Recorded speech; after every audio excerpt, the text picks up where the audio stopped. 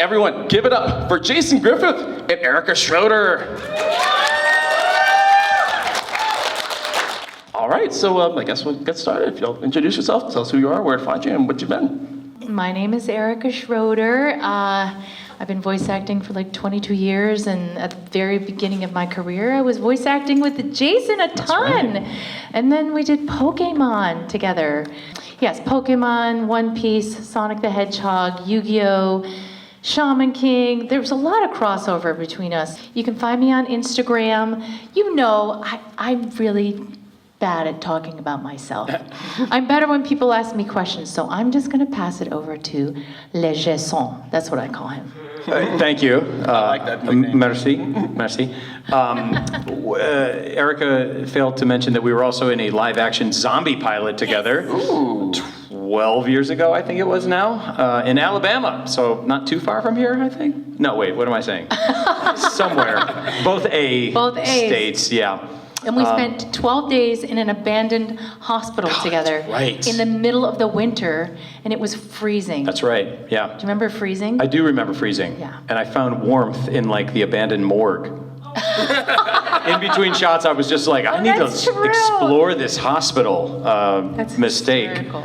And actually, I have to correct one thing. I was not in Shaman King. That was the one show. There were like 2 shows at 4 Kids I never got cast in. And I was like, There was more than that for me that I wasn't in. Oh, really? Were you in Viva Pinata? No, that's the other one. Okay, that's the other one. I never did the Cops one. Funky Cops, yeah. Did you do Funky Cops? No. Yeah, there were a couple. There was. Didn't do G.I. Joe, Sigma 6, didn't I do... got to do, I have a funny story about that for another time. A very interesting story. I mean, it can be today if you want. It's up to you. The floor is yours. Okay, this is a crazy story because sometimes we had crazy things happen. So I was taking over for the Baroness for somebody. I don't know who had done it first. And then I did like 6 episodes or something. And then at 4 Kids, as you remember, was it Studio 2 and Studio 4 that were connected? Yes. Or 2 and 5, Yep. 2 and 4. 2 and 4. So you had to like knock on Studio 2 and the engineer would peek in and be like, we're coming through. And they'd stop their session and you'd awkwardly walk through to the next studio. It was really funny. And you'd see an actor and you'd be like, hi. Yep. They could hear the people in the next room, but you couldn't because you didn't have your headphones on.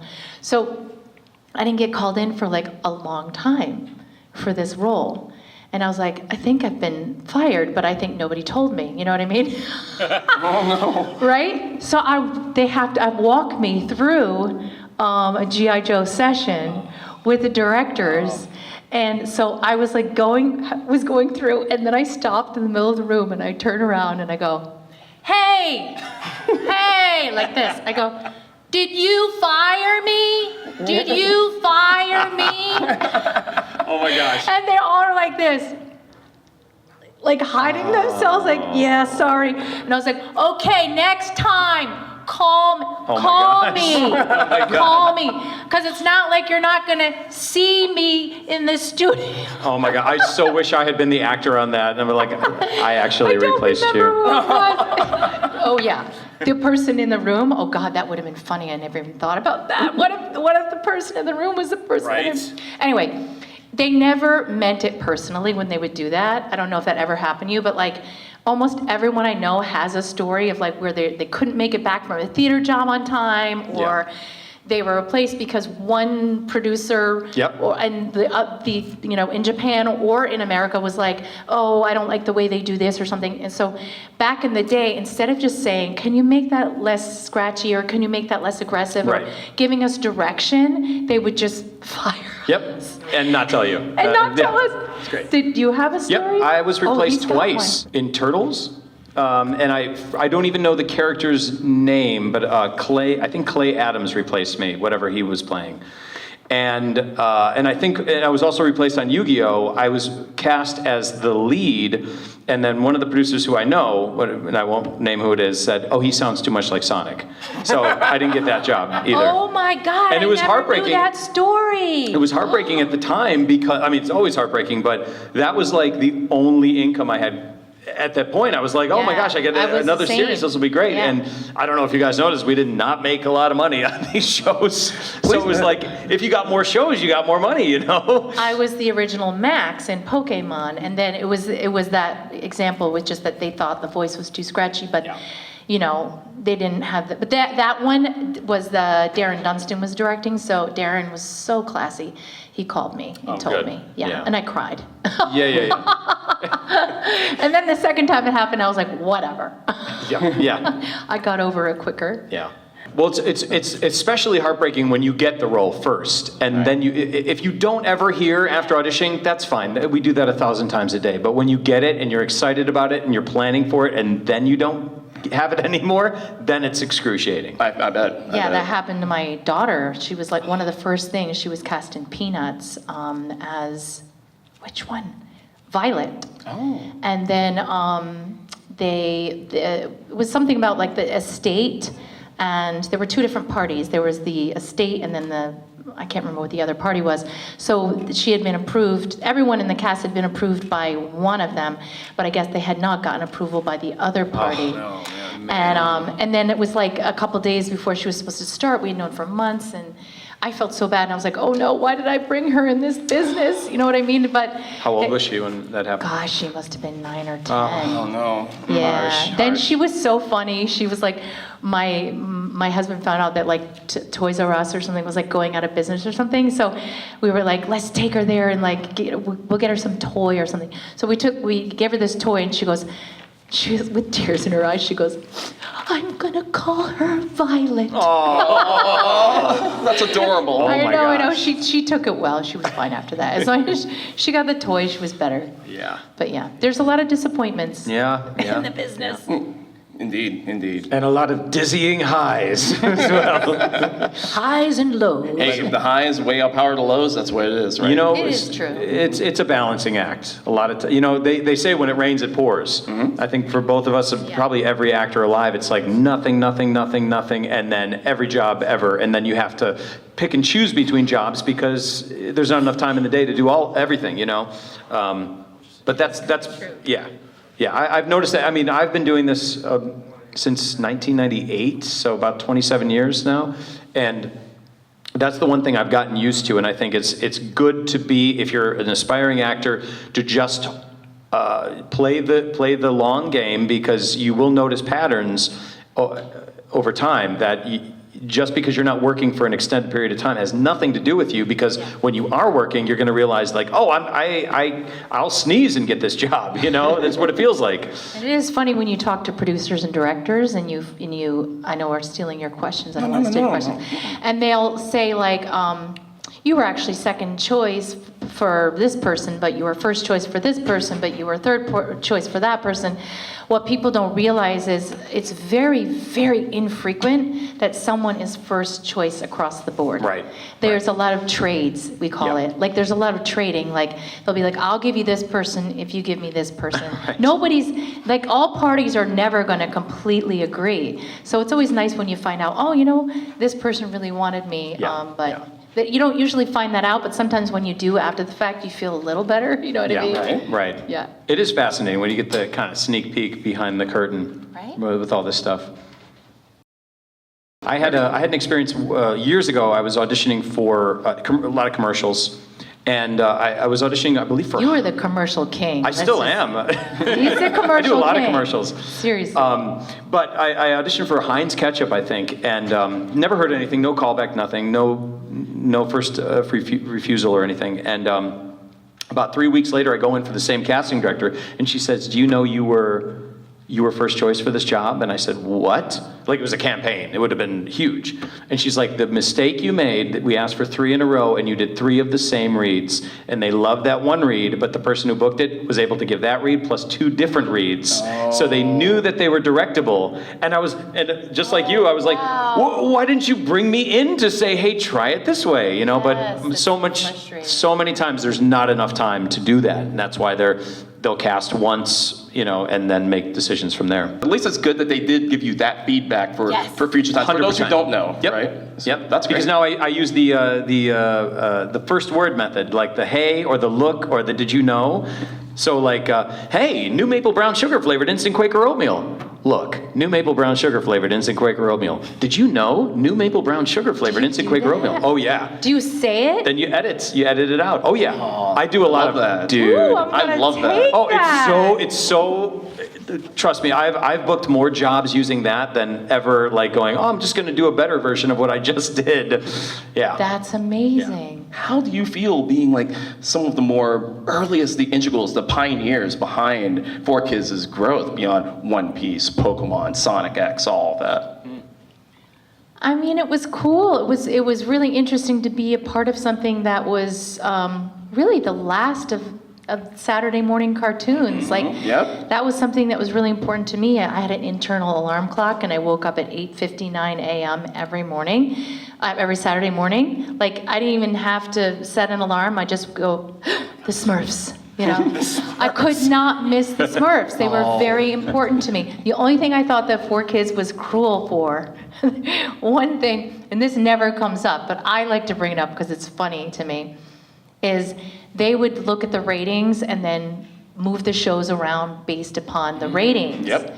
So from like year to year, your show could be on at 8 a.m. one year and then 10:30 the next. Yep. Which would really mess with the kids' schedule, right? It messed with mine because with Sonic Sat AM, like I remember it started at like 9 a.m. I believe when it first started in season 1, and in season 2 they moved it to like 6:30. I was like, what? Right? Why? I'm like, I just like, I think if I had been a producer there or something, I would have said, you need to keep it consistent because kids really love a routine, and so that kind of, did that bother anyone else or did it? Yeah, she's like, I can relate. The dedication is admirable. That's amazing. I still don't know what the best time slot was. Do you? I would assume around early. 8. Probably like 8. I was 8 to thinking 9. 8, yeah. Because everyone's awake and maybe Right? has eaten Kids breakfast. are early risers. Yeah. I mean, I watched exactly one episode of Sonic X when it was on the air, and it was the first episode, and I didn't even have a television when it first aired, so I had to go to my Taekwondo instructor's house in Brooklyn. you told this story. And it was like a 3-hour commute to his house, and I'm like, I'm never doing this. We watched it, I was like, cool, never doing this again. But you didn't. Hysterical. Yeah. That's hilarious. I didn't even know about the time switches though. Like that was. Yeah, they would like based upon the ratings. She's like, I remember. She's still feeling it. And they would switch around. Yeah, but like I remember at 8:59 a.m. I knew I was going to see the Smurfs at 9 a.m. and it was reliable, and then I was going to see Alvin and the Chipmunks after, and it all was good in the world. So I was actually going to ask this question later, but I'll go ahead and delve right into it. I think Jason knows what I'm about to ask. So like in the Saturday morning time that you had, let's take you back to that Saturday morning. So you know you watched the Smurfs and all that. What kind of cereal were you eating? Oh my God, what wasn't? Lucky Charms for sure. And then like I liked my Nana. We lived with my Nana, and she loved Product 19. What was that? It was in the 80s. It was just like flakes, just flakes. Nothing, you know. It was like an old lady cereal. Oh, okay. I was just cutting up strawberries and shoveling that into my mouth. My one was funny because if it had honey in the title, then she would get it and it was okay. Like she wouldn't consider the fact that it still might have all the corn syrup in it. She was like, honey cereal is very healthy. So we had like honey bunches of oats.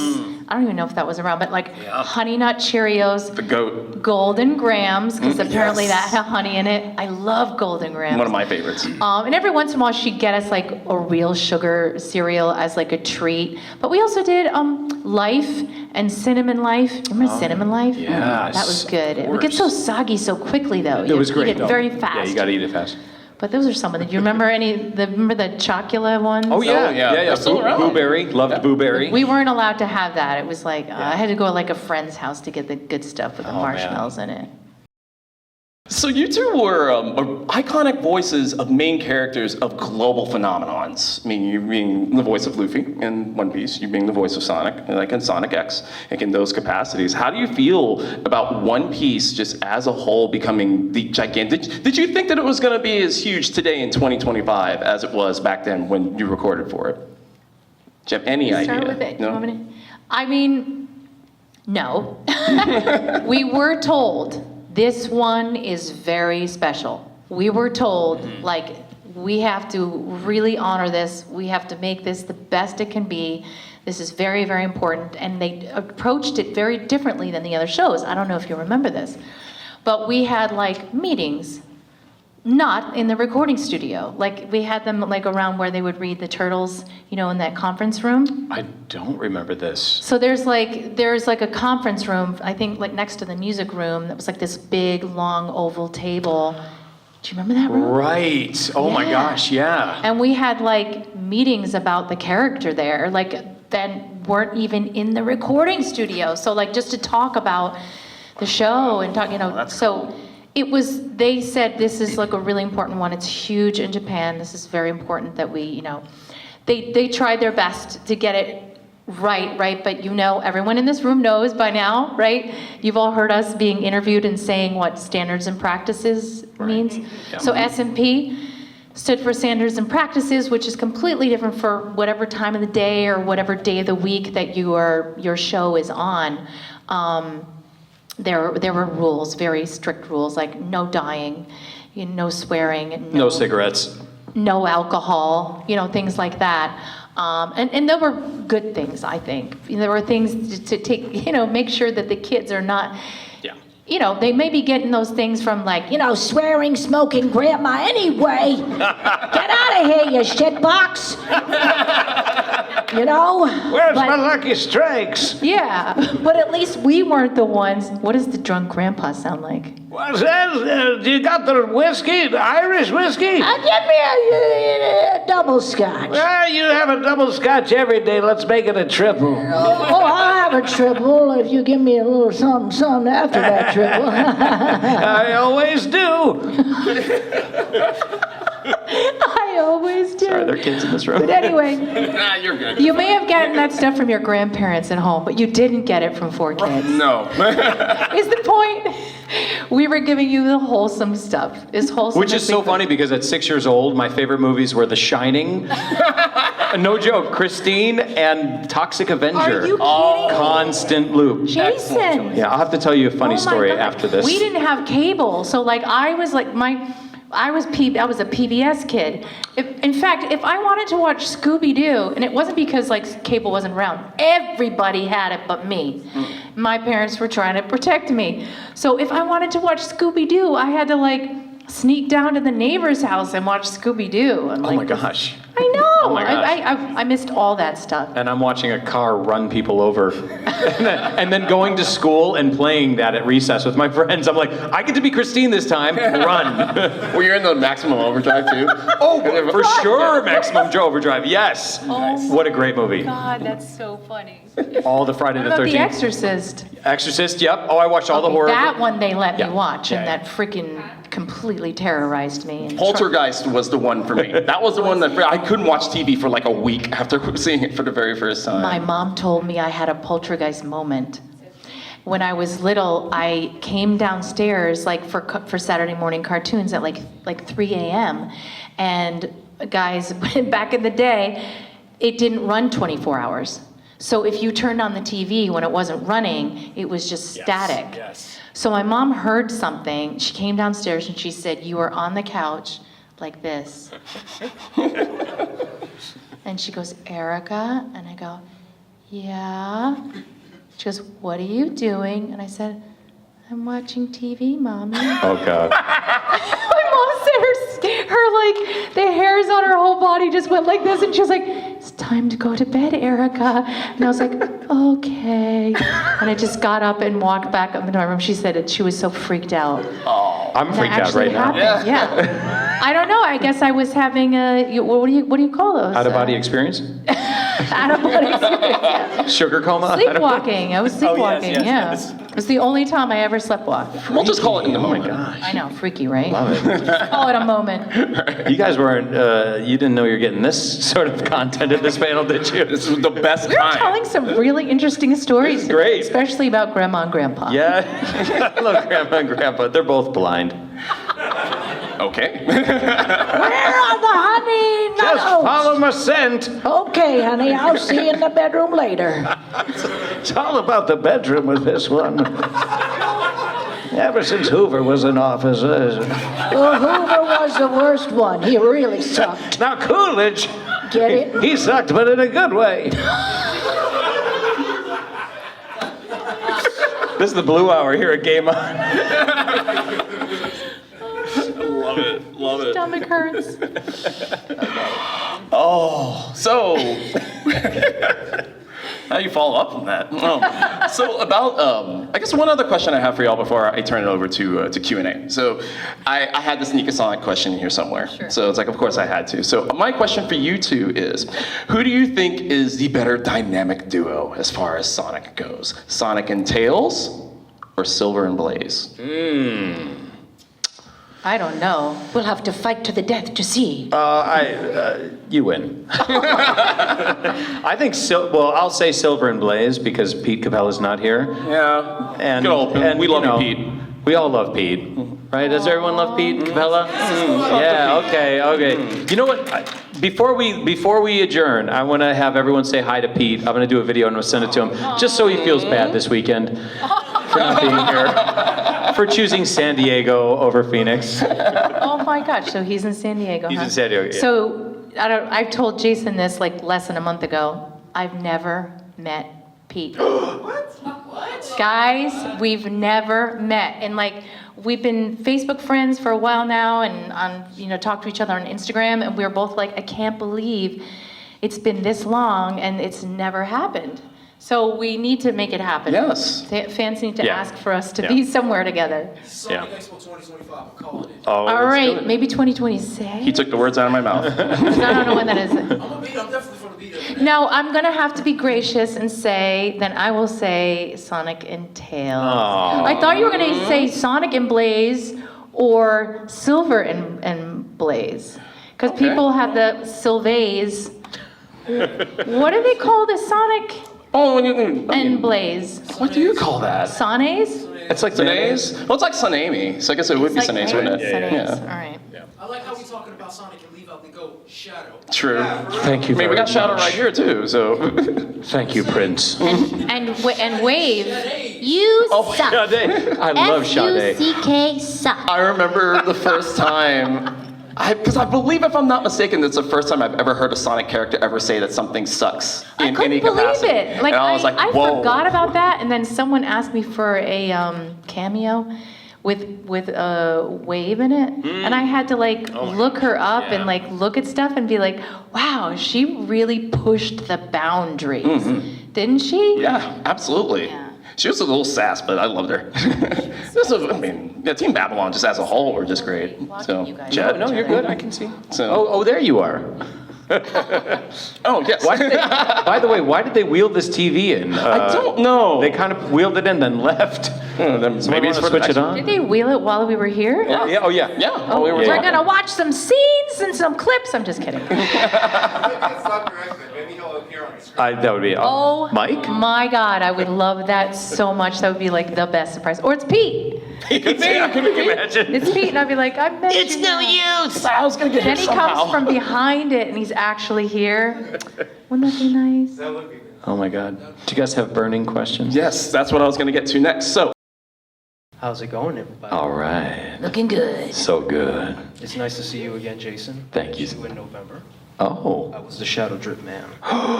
Dude, what's happening? Oh, now I see you. Great to see you, man. I definitely dig this cosplay. I actually have a question specifically for you, Mrs. Erica. I don't know how to make fire. Oh, okay. All right, it's a different question? Okay, I got that one before. We're getting to that point, right? For me, when I was going through like all the Sonic voice actors' Instagram, yours stood out to me because you sing. And I'm a musician myself. And as a fan of the Sonic fan base, it was always my dream and my opportunity to work with the Sonic voice actors on music. Would you be open, if any fan were to ask, would you be open to sing as Blaze on a song? Whether it be inspired by Hideki Naganuma's Sonic Rush style, Sonic Riders, Sonic 06, would you be open to it? If Sega came to me and asked me to sing as Blaze, I would. Yeah, if they were like, we have this role in the movie, and Blaze sings with Silver or Sonic, I would totally do it. Yeah, that would be amazing. What a fun question. Like, I remember being at the expo asking Jason if he would be open to doing a cypher rap with all the other Shadow voice actors. What did I say? You said maybe. Yeah. And I was like, I'll keep you up on that after when it comes to the Maybe future. is a good answer. You're the second person in a month who's said, I need you to go back to rap, man. Well, to be fair, if you go back to rap, you'll get the Latina Shadow. Yes. I do love them. Coming from Prince. You're awesome. Yeah, you've embodied you're great, dude. Amazing. I absolutely love it. Thank you, man. Hi, Jason. Hey. I'm a huge Werehog fan. Yes. My question is, if you ever had the chance, would you go back to the Werehog? 100%, of course. And I would love to do it without the throat infection. That would be awesome. What's your favorite line from the Werehog? So when the sun goes down, I turn into this? I think that's how it went. Yeah. All right, thank you. Thank you, brother. How's it going? I'm a One Piece fan. And good question for both of you, for both Erica and Roger. Oh. Les Jessons.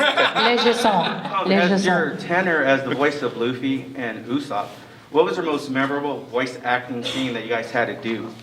And then the follow-up question to that is, what has been one of your favorite lines in the One Piece series during your tenor?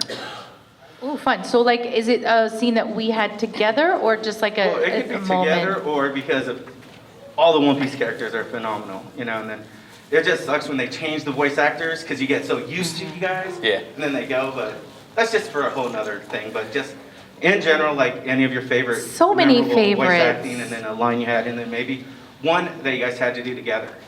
Oh, we'll have to think about that. I have to remember that. I don't. But no, I think like I had so many favorite moments, but one of the really fun ones was I always loved being little kid Luffy, you know, and like getting my head stuck in the jar and sort of, I remember, and all the moments with Shanks I thought were really special, and actually the actor that was playing Shanks was an actor that I did I Love You, You're Perfect, Now Change with, which is a musical. And he is one of the funniest people in the world. And I quite loved the accent that he did, and I quite loved his performance. So the scenes that we had together were pretty special. I don't know, there's just so many different moments, but as far as a favorite line, I mean the classic line with the laugh, and we did have a laugh workshop to come up with the canon laugh that I had. Well, to be honest, any lines you would say from any of those characters would be freaking awesome, because so used to your characters and Okay, the show. I'll do the classic line with the classic laugh. I'm gonna be king of the pirates. Oh my God, that was really good. Oh, thank you. You sound just like him. That was really good. Oh, yeah. It's so funny when people come up to you, they say, can you do an impersonation of an impersonation of Blaze? Or can you do it's so cute because they say, a lot of you guys say impersonation, which cracks me up because it's not really an impersonation, it's like me doing it, right? Yeah. But you know, it's just cute. It's cute when That's so funny because I had someone come up to me and said, you did Usopp? Do the Usopp voice. So I said, Flaming Hot Salsa Star. And they went, that's not Usopp. I was like, sorry. Why don't you tell him the story about our pilot, our zombie pilot, and what you did in the zombie pilot? I did have to do the Usopp. Yeah, so for our zombie pilot, one of the things that my character was able to do was direct zombies away from the team by doing goofy voices. So I had a microphone and I got to do Usopp to do that. Kind of a nod. He did like a nod to Usopp by using Usopp's voice for this one character that he played. And I have to be honest with you, I don't remember a lot of the record. I mean, it was so long ago and so much of life has happened since then. I don't remember exactly what I said or what I did, so I'm sorry. But I do remember the audition specifically because I auditioned for all the male characters in One Piece. And when I saw that character, when I saw the artwork, I was already doing that voice for like a year and a half with my friends. His name was Eddie the Troll, and he lived under a bridge with a brown paper bag. And so when I did the audition, I was like, that just popped into my head. I'm like, that's the voice I'm going to do for that. And then I went and did the 5 other characters, and it was so satisfying to get that call and hear that I booked that part because I loved doing that voice. So that was... I loved your voices. I love that voice. Oh, thank you. You know, I've told you a million times. Maniacal clown. For what you can remember, I must pick your brain about that zombie pilot a little bit. Oh, yeah, that I remember. I am dying to know. Yeah, that was a fun one. That was great. Thank you so much. Yeah. Thank you. Come on up. Hi there. Hey. Hello. I was wondering if you guys can shed some light on the national anthem for kids. What do you want to know about it? Oh, it was so much How did that fun. get pitched to you? She says fun, I say embarrassed. I had a great time. Like, I mean, we all have different perspectives, but like, they had us, do you remember this? Oh, yeah. They had us sing the whole thing a few times all the way through. Yeah. And then they picked their favorite line of everyone's kind of, and like, you know, puzzled it together. So I actually sang that 3 times, and I sang it all the way through as a heavy metal singer. Yes. You know, like it was insane. And I did not lose my voice, but I remember Joe Shalik, who was one of our favorite engineers at 4Kids, who's still there, you know, at Konami. Vegas. Joe Vegas, we called him, because he loves to gamble, was just about pissing himself. I mean, they were laughing, him and the director were laughing so hard because I just went all out and was like, are you kidding me? I get to sing as Luffy. This is my dream come true. And meanwhile, I was like, are you kidding me? I have to sing as Sonic? This is a nightmare. And I don't think I had that exact reaction from Joe. I think it was more like, yeah, do it again. Try to hit the notes this time. Are you a singer? No, I mean Oh, so karaoke. it might be like a little more frightening or A little bit, scary or yeah. I mean, intimidating. Yeah, I'd Yeah. especially never sang in Sonic's voice. You know, like if they're like Sonic sounds like I thought Elvis you for did this one. Great though. Thank I you. loved the line they chose. I hope you enjoyed it though. Wonderful. Excellent question, by the way. Yeah. I guess some people thought it was an insult, and I was like, no, No. we No. were being our characters and loving what we were singing, and there was never any malice on anyone's. Yeah. Yeah. And now it's classic, I guess. Jason, Erica, I am such a huge fan of both of your works. I grew up watching both of you, whether if it was from Sonic, One Piece, Chaotic, or YuGiOh. Yeah. Long forgotten chaotic. Yeah. Oh my God. Thank you. I never did forget Chaotic. Thank you. You're one of 4. I had a Tai Chi Chasers I fan come factored up you to in, me brother. last week. I was like, you remember that?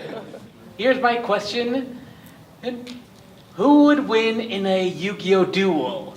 Aster, it was My Valentine or Atticus Rose? Jeez, in a battle of the wits, Mai would win. For sure. And the battle of I can't remember anything he said, Atticus Rhodes. Well, I mean, that's a great question to throw back to you, because for the deck, like, we actually don't know the power of the deck and the cards like you guys do, that the people that play. Who would actually win? Like, whose deck is stronger? Well, it all depends. I mean, with Atticus, he has the Red Eyes Black Dragon deck. Whereas My Valentine, she has her Harpy Lady deck. So, it is kind of a tough one.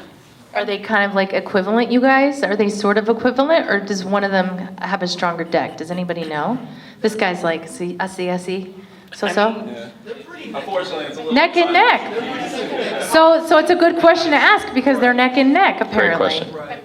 Yes. Thank you so much. And great shirt, by the way. Such an honor to meet you. Oh, you're so sweet.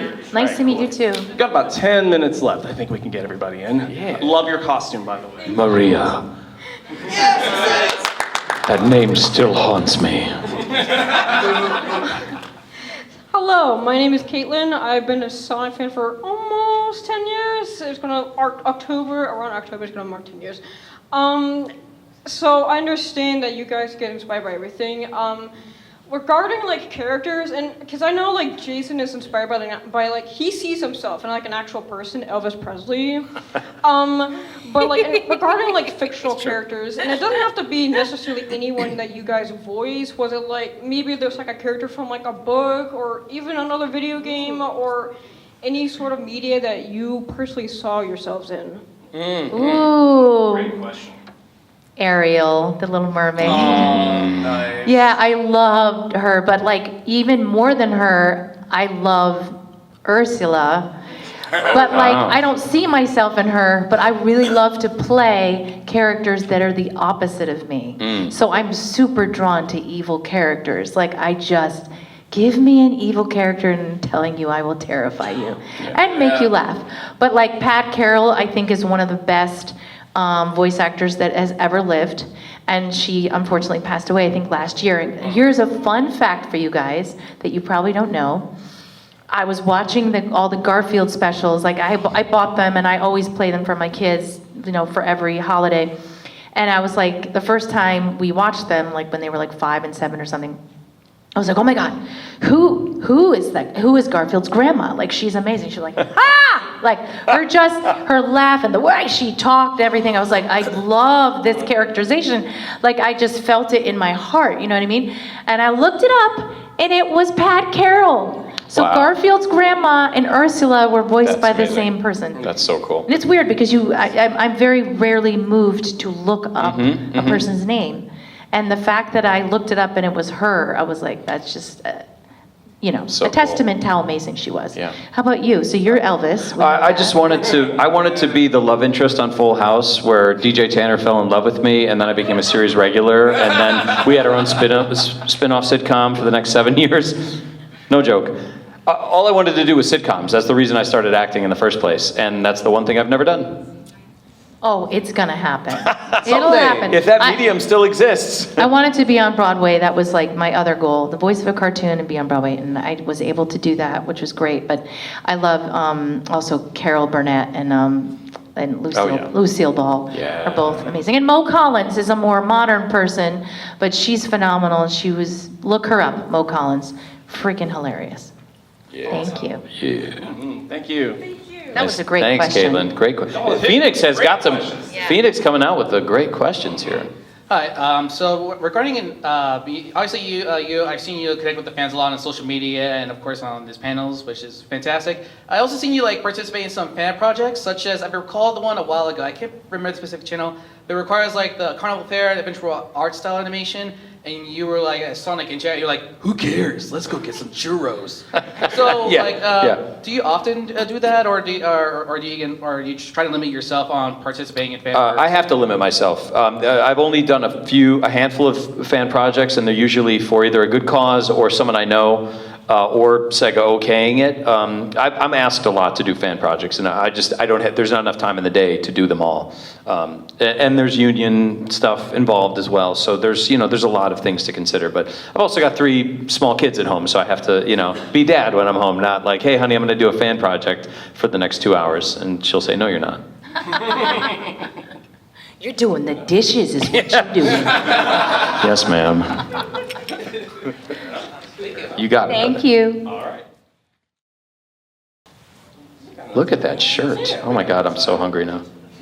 It's like ramen. What was your guys' favorite arc in One Piece? I gotta go with the first one. How about you? What's your favorite arc? Yeah. Wano. Yeah? That seems to be like, is it amazing? My son is caught up. He's fully caught up. Did you like the live action? Yeah, oh good. I don't know, have you gotten to meet any of the live action actors yet? Mm-mm. I got to meet 2 of them. I got to meet Chef Zeph in London, and I got to meet Mihawk in Dallas, and they were both really, really nice. That's cool. So I hope you get to meet some of them too. That'll be fun. Thank you for your question, Great hon. question. Hello, huge Sonic fan. Hello. So in your guys' career, what were some like bloopers or like moments where you had a hard time staying in character? That happens quite a bit. Oh, yeah. I don't know. Can you think of anything specifically? I can't think of anything specifically, but there's a lot of times where you'll start laughing and it's hard to stop. Usually it has to do with just reading a line wrong several times, and then the director's like, what are you doing? I did have a moment, I don't know if you guys have seen the safe sex PSA I did for MTV, also known as the condom commercial for a lot of people. So we had everyone thinks it's a commercial for condoms. It's not. It was a campaign MTV did for safe sex, and we were nominated for an Emmy. We didn't win, but there was one, so the girl and I had to kiss each other on action, and the director said to me before the one take, he's like, Jason, when I call action, really go for it. And so when he called action, I ran at her, we collided faces, I almost knocked out her front teeth. It was hard to stay in character after that. Yeah, the more memorable ones are the things that happen on stage, to be honest. Like, there's a lot of different, and I don't have time because they're like more involved stories, but sometime we should do a panel with just talking about the crazy things that happened in auditions. Yes. And on stage, because there are some crazy things that happen on stage in front of a live audience that you then have to deal with. And like the things that and trying to stay in character. I was Green Girl in the original Shout the Mod musical, and there's a voiceover, and the voiceover is a magazine columnist named Gwendolyn Holmes, and for some reason, one night, I said her name instead of a famous on-camera celebrity, Sidney Poitier or something like that. I can't remember whose name I was supposed to say, and my character, Green Girl, was the slut, and she was supposed to have like a fake on-camera, she was supposed to have like a fake orgasm while she said the name, okay? And I said a girl's name instead of a guy's name. So, and I was like, as soon as I said it, I went like, and then I started laughing hysterically. All the other people on the stage were frozen, like they had done a dance number, like a really weird one, like this. So I see them all shaking, like hysterically shaking. That's and I'm hilarious. like, I have to make it through the rest of this monologue, realizing that my character has had a completely different arc, and now she's a lesbian. And it was just like, I don't know why that happened. It's just her name popped into my head and I said it. So we all have these crazy things. I have to say real quick, because I totally forgot about this. I did a play when I was 27 in Florida called The Color of Flesh. And in the second scene, they wheel me out in a bed with Marie Antoinette, or the painter of Marie Antoinette, and I'm shirtless for the first time. And as I got wheeled out, I just heard someone in the front row go, I'm sorry I took you to this, Gladys. Oh my gosh. Oh, I did one where I was like upside down, like on a box, like in the musical 9, and I was playing the Carla's like movie double, and my like everyone I think was worried that like my bust was gonna come out of my bodice, but like I'm upside down and I see my dad's face, and I was like, oh my God. I was like, yeah, because when you're growing up and you're becoming a teenager or whatever and stuff, like you wear like robes in front of your parents. You don't want them to see that you've become like, but when your parents do have to come see you in shows, and sometimes the shows have content that is like slightly uncomfortable. You know what I mean? It's a part of life, but I should say it's a part of an actor's life. Yeah, you're welcome. All right, so I was wondering if either one of you collect memorabilia or anything from the series that you're in, and what is your favorite piece that you have? I'll go real quick. fun. We Yeah, go get ahead. memorabilia. I don't go out and find it, but we get gifts and whatnot every single convention. And someone made me a guy made with 8,400 specific beads. He made Sonic turning into the werehog, like this big. So I actually put it up in my office, and it looks awesome. That's my favorite thing. Oh my goodness, yeah, I love the paintings that people make for me. Sometimes I can't like take them home and I have them sent to me. There's a My Valentine painting that I really love. Oh my gosh, there's so many. I do have a glass display case. I had to get one because I have some memorabilia and stuff, and also all the pops. I have to collect all the pops. But and there, some guy recently did a Piplup wood carving that was stunning. There's some social media post about that. But yeah, some people make us the most gorgeous things. Yeah, that's pretty Such impressive. thoughtful things. Yeah. Thank you so much. Last one. Bring us home. I'm such a big fan. I don't have a question, but I was wondering if you accept my bracelets as a gift. Of course. Oh, Yeah. That's so sweet. What a way to end the panel. Thank you. Oh, thank you. Aw, Oh, thank you. I love it. Can I eat it? No. Oh, okay. Maria, Thank you tastes so like much. beads. Thank you. Thank you all so much for coming. Woo! Thank you, everyone. Thank you. Great questions, Phoenix. We'll get a hug, all that good stuff. I'm G. You can find me all over the internet. We'll can see you find them. back at our table around 4:30-ish. We've got to have a little lunch. See you guys. Thank you. Miss Erica.